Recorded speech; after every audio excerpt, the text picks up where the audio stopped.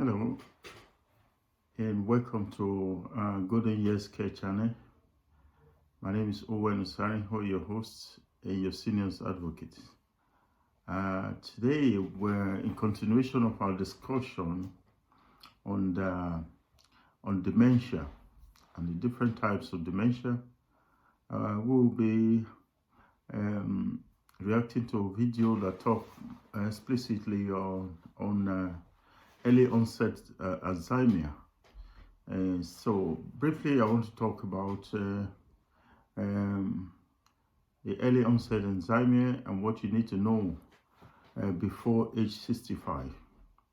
Alzheimer's disease is often associated with old age, but do you know that it can also affect people as young as their 40s, in their 40s and 50s? This is called early onset Alzheimer, and today on the Golden Years Care channel, we are diving into what it is and how it shows up, who it affects, and how to live meaningfully even after diagnosis. What's early onset Alzheimer? Early onset Alzheimer is a rare form of dementia that strikes before the age of 65. It accounts for up to 10% of all Alzheimer cases, often affecting people in the middle of their careers while raising families or planning for retirement. The brain changes are the same as in older adults, with the build-up of amyloid, plaques, and tangles. But the impact can be especially challenging when it happens earlier in life. Now, who are those at risk? Why anyone can develop early onset Alzheimer is more common in people with a family history of the disease. In some cases, it is genetically inherited and known as familial Alzheimer's disease, caused by rare mutation in specific genes like PSEN1, PSEN2, or APP.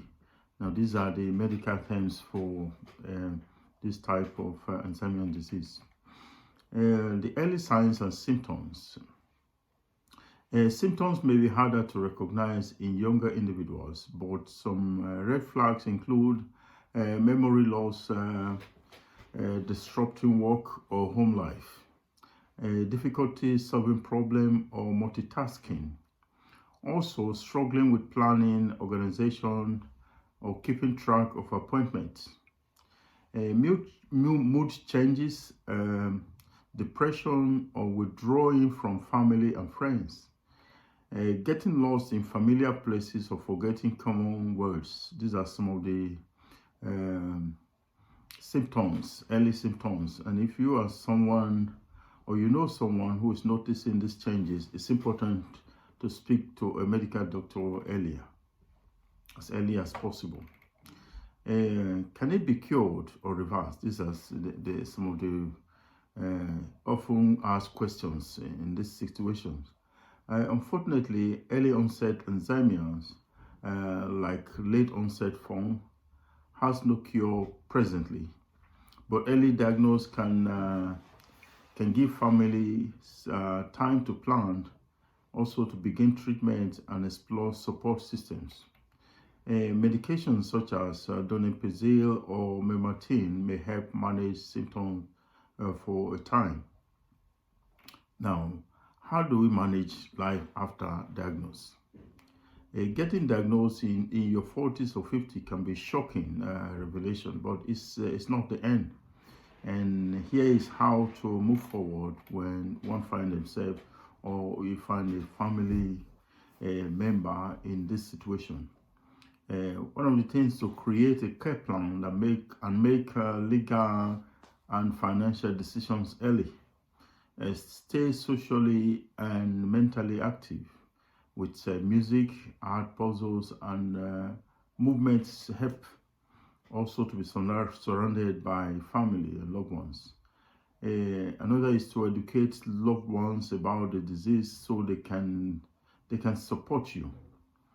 It's also can be helpful to join support group, especially those for younger individuals with dementia, so that you know that you're not alone in this.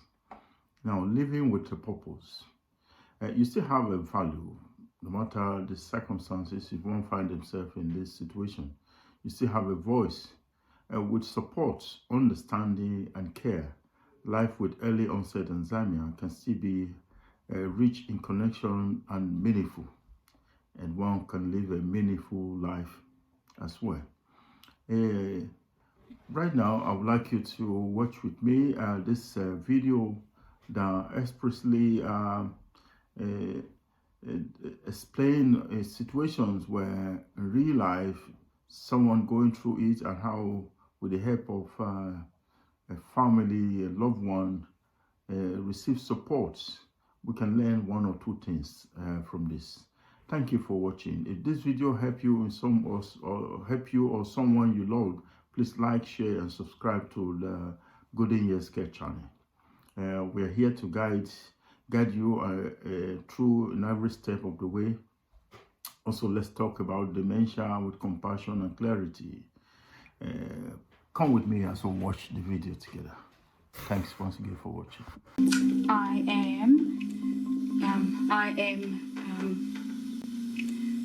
We're going out. No, we're not going out.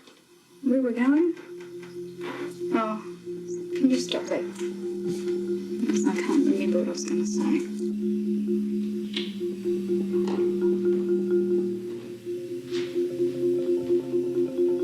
Alzheimer's is an invisible,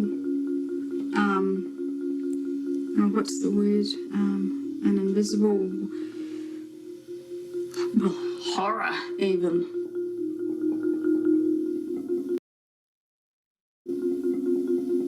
I've got all this on my head that I want to talk about, and I can't get it out.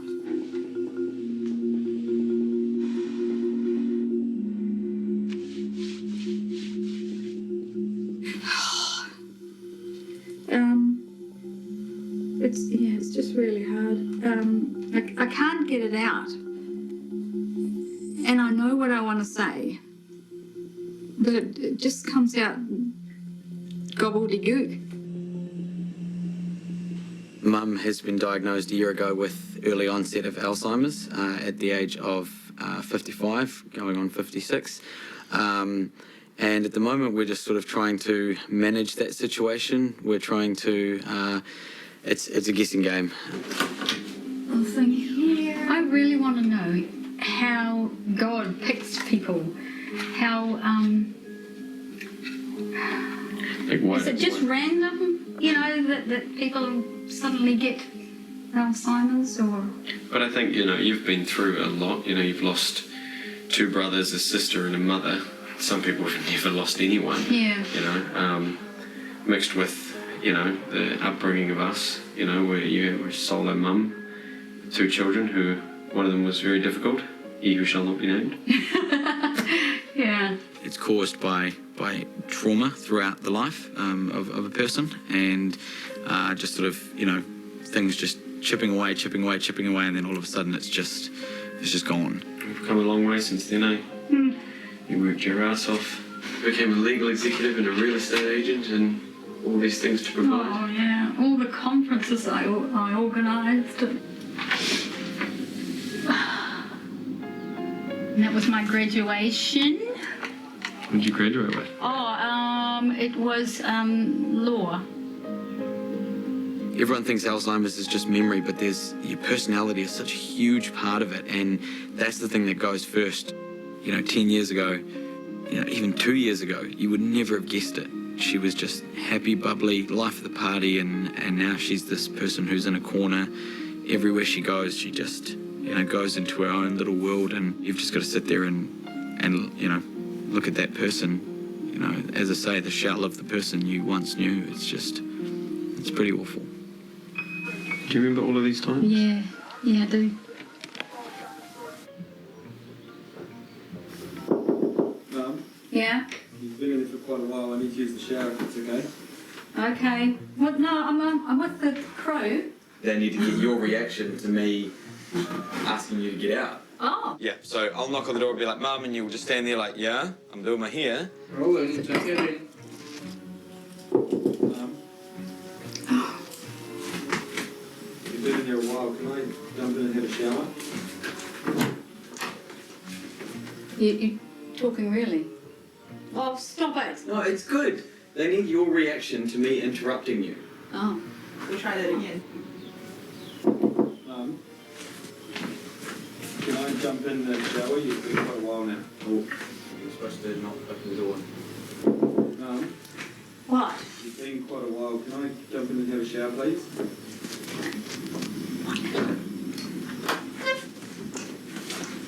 Is that alright? Yeah, I think so. Sure. Oh my God!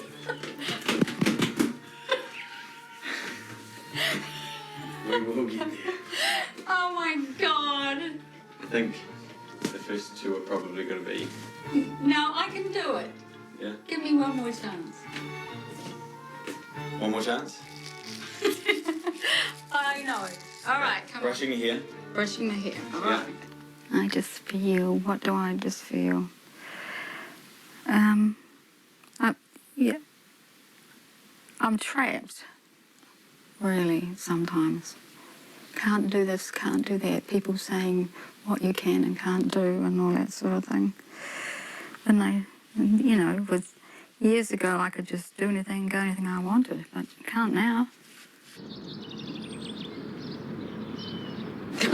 Ty, come on. You introduce yourself. Put your hand out and say, I'm Ty. Yeah. You shake people's hands. Look at the camera. Look how cool that is. It's way cooler than Dad's camera, eh? So yes, Mum's moved in with me now, so that we can sort of monitor things and help manage things. It turned out to be obviously a great decision, so that she can be with me and you know, with somebody she knows, and she's got the help on hand, you know, 24 hours a day. Oh, it's wonderful. The fact that he can, you know, be there whenever I need him and all that sort of thing. Yeah. But again, there again, you see, what was I going to say? He has to have his own life too. Yeah. He's got his life, but I fit into it somewhere along the way. Yeah. I'm not quite sure where. So I'll just be out in the office in the garage, so if you just chill with Ty, and Yeah. you're going to be a good boy for Nana, eh? So my friend and I built an office in my garage. When I decided to start working from home, I started my own media company. Working from home allows me to be here for Mum and still assist her in her everyday needs without sort of, you know, just being in the house and invasive in her space. So she can still be her own person, but I can still go to work and do my bits and pieces. But at the same time, when she needs me, I'm there. She more calls me for the small things just to get by. And if I wasn't there, that's where the stress and the anxiety and the not being able to look after herself would really come into question. So it's handy just being right there. I really know I've helped people. And I took my own pain and I was able to help. Her days are not what she wants them to be, and so I'm trying to make sure that she gets out and does a lot more. Generally from day to day, she just sort of pots around the house, does bits and pieces. She likes doing washing and bits of gardening and things like that, and most of it is watching TV, so she'll either have the TV on in the background or she'll be sitting down to watch TV. And that's where I try to break it up, so quite often I work at night time in the office, and then the daytime is spent with her trying to do things and break up that monotony of just television, television, television. After all the independence I had, and now I've just got to go and do things that even if I didn't want to do, I had to do.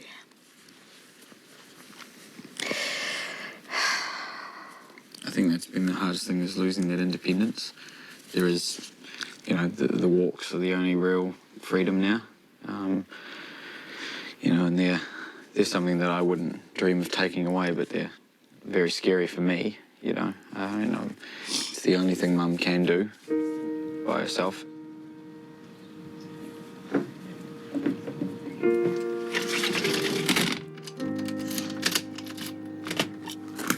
It's pretty scary. You know, you get home and no one's home and you think, oh, how long has no one been home? home for? Has she been away?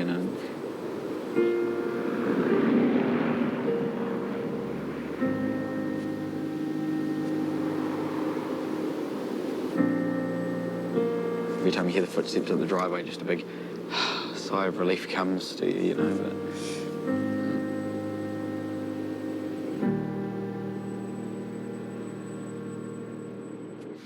well, we had a talk recently with Mum about how things are going financially, because obviously I'm trying to work for myself and also trying to give Mum a full life, and that's really difficult because, you know, if things don't pick up and if things don't get better financially, that, you know, we are going to have to start looking at other options for Mum, being that she can't be alone full time.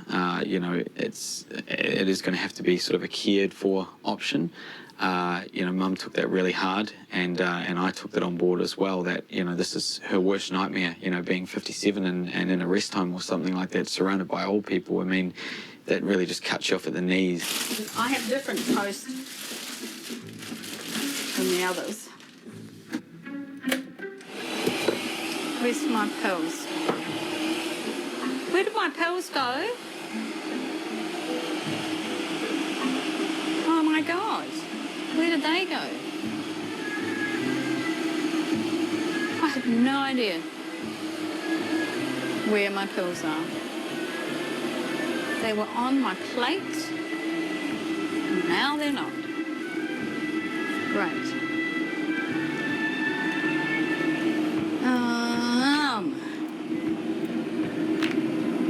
I had them all out on my plate. Oh, absolutely frustrating. You put things away that you think you have and you haven't, and then you put a cup in the cup away, but you know, and then you realise that you've still got 3 to do. Well, not things like that. Yeah. It's just monotonous. It really is. To deal with those later on, I suppose. I don't want that.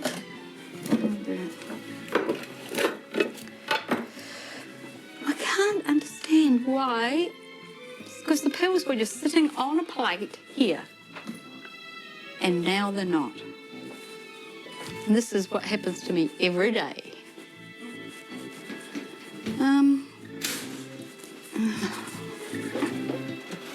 Oh. Yeah, it's really frustrating. I hate it. Actually, I'm going to ring Adam and see actually what... Where's Adam? He's gone out somewhere, I think.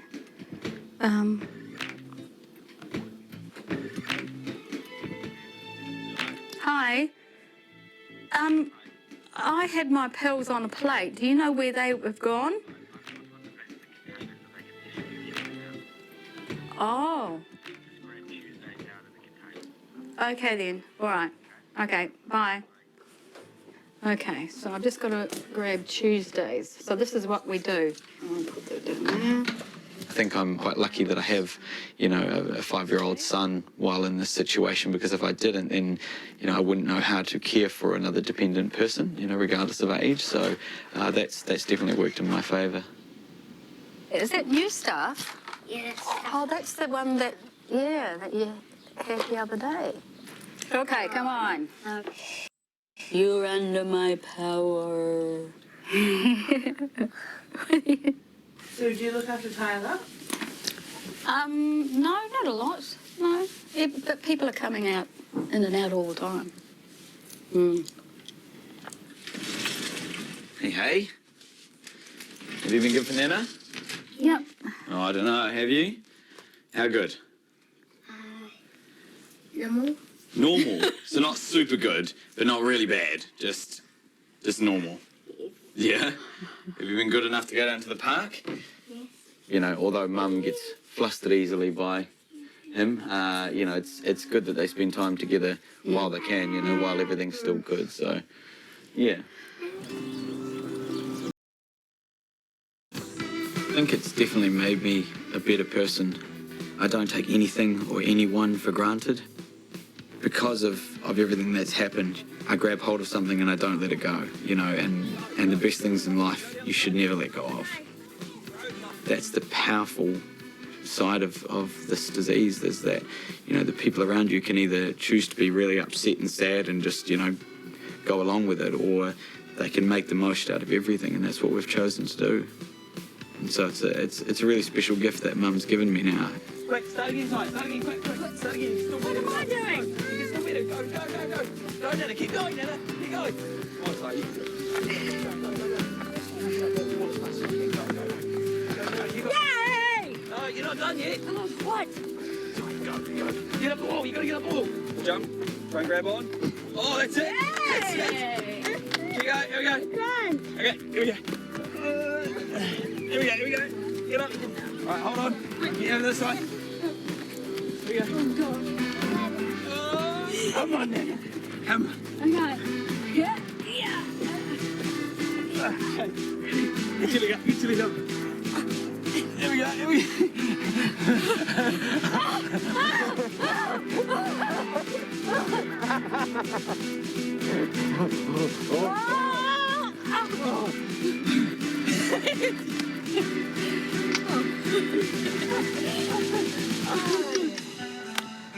Still got it. I went to a lot of the Alzheimer's meetings, and I was always the youngest, you know, by about 20 years. 17, 18, 19, 20. Ready or not? Here I come. What were you scared of most when you found out? One of them was that I'd be put in an institution or something like that. And, yeah, and that was really, really scary. Where is he?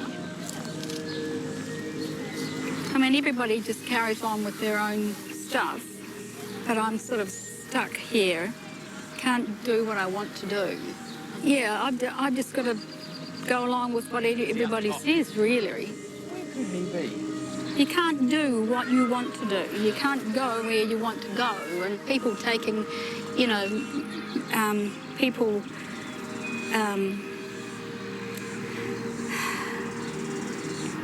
yeah, people can just go off and go there and there and there and there and there, but I can't.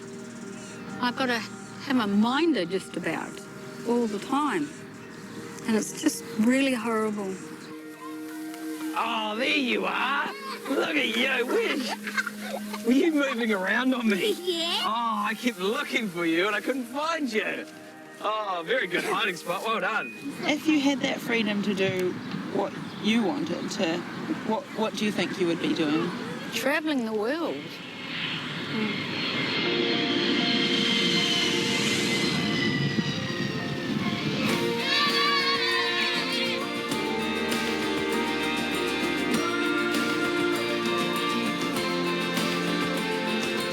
Okay, so you know that we're flying to Sydney first, so we'll leave here at about 3:40 p.m, which is quite good because we're sort of going to fly overnight, so hopefully we can get a bit of a sleep in. And then we're flying to Bangkok, and then we'll end in London.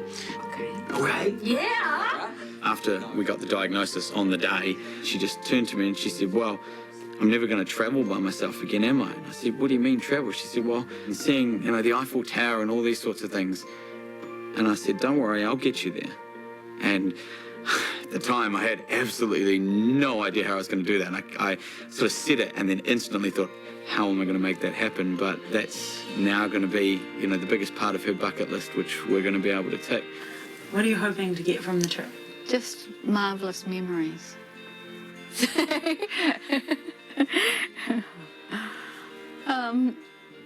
Yeah, just good memories and new friendships. The bags will be in your name, the ones that we're checking through, but Adam and I will be responsible for them, just so you don't have to worry about them. Do you know what you're most looking forward to? Or are you kind of just along for the ride? I'll go anywhere you want to take me. Talk to me a little bit about Adam filming it. Yeah, no, he's got to bring back all these memories and good ones. just to make sure when you're in a large crowd of people that you don't go, oh, that looks nice, and we turn around and you're gone. So you're going to have one of these little fluffy backpacks and it's just going to be attached to my waist. Nala's one. So you got like a backpack that's got like a cap, and there's a leash on the bottom. Kids think we're wearing backpacks, they're wearing leashes. So we'll just put that over your back. And basically you'll be clipped onto my way. I'm just kidding. They do have like children's backpacks. Yeah. We're not doing that. Although we could. Do you want one of them? No. Good answer. No, so what we might do is we might just hold hands. I'm going to hold hands. Yeah, so I would say, you know, because of the Alzheimer's, we definitely do more than we would without it. And, you know, it's easy to sit here and say, oh, you know, without it, I'd be doing this and that and another thing, but, you know, we weren't doing that beforehand. So, yeah, I think life would just be, you know, you'd be happy and it would be ticking along nicely, but it wasn't as extreme or adventurous as it is now. Yeah, my sister and I drove all over the place. Well, in the lower South Island, and used to have lots and lots of fun.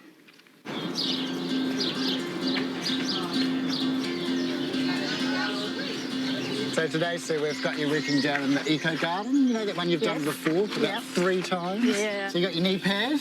Yes. And you've got your fork. Yes. What about gloves? Yeah, gloves. Yep. You got those as well. Yep. Excellent. Good. Here we go.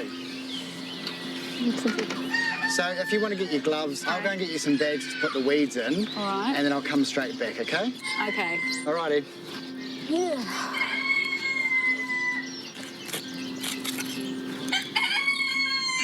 I'm weeding. Horrible job, but someone's got to do it. What I like about volunteering here is just the birds and the wildlife. It's just amazing. It just gives you a sense of serenity. No one sort of has to help me or you know, do things for me. I can just do things on my own. And I love being in solitude and just thinking about things. Yeah. What do you think about? What do I think about? I think about my Alzheimer's.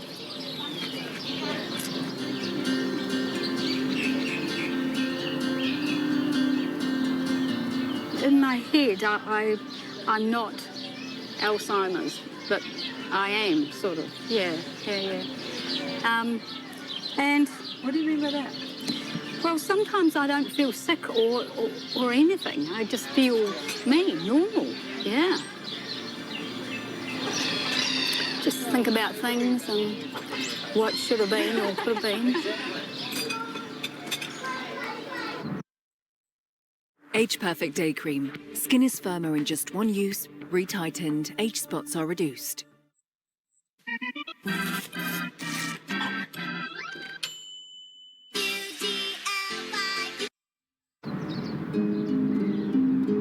Yeah, so sometimes I don't even, Adam just says, get in the car, and I have no idea where we're going. Yeah. We've got to go. Yeah. To the doctor, so you'll have to come back and do some more film. Okay. Yep, cool. All right. So this doctor's appointment is quite important for us.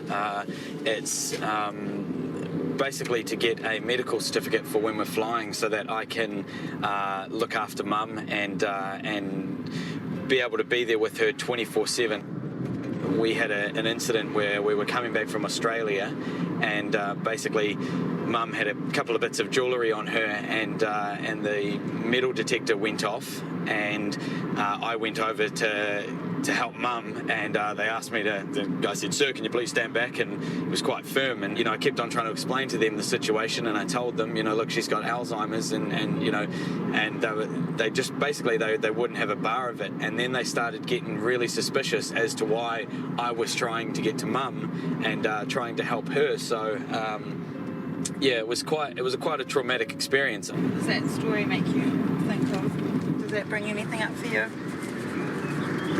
What story? Hi, Sue. Hi. How are you? I'm good at the moment. That's good. Your trip's coming up fairly soon. It is. I can't wait. When do you leave? Oops. Oh, 8 days. 8 days away. Right. So with regard to your travel, Sue, I think it's important that you carry a letter with you that outlines your memory problems and other medical problems so that if you get into trouble, you've got that, okay? Yes. So it's to whom it may concern, re Susan Robertson. The above name is a patient of mine. She suffers from early-onset dementia. She will be travelling overseas with her son, Adam Robertson. As a result of her dementia, she has difficulties with short-term memory loss, with reasoning and some problem solving. Because of this, she is dependent on Adam in all matters relating to travel and her well-being. You okay with that, Adam? Yeah, I think that's perfect. I couldn't have said it better. Very exciting. I'm thrilled for you. It's great. How have you been over the last few months since I saw you last? I think it's been fine, haven't I? That's your question. Yeah.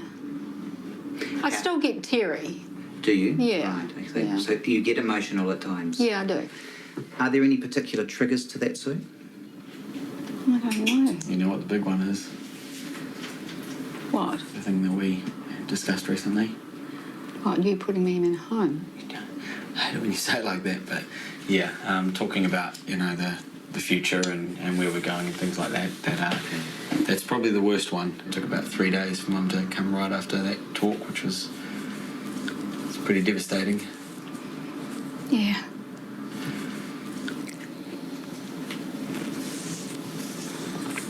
You don't have to worry about it right now. We've got other things to worry about, like how we're going to make you get lost in Europe. Yeah? No, you're not going to get lost in Europe. Definitely not. We're going to Europe today! Woo!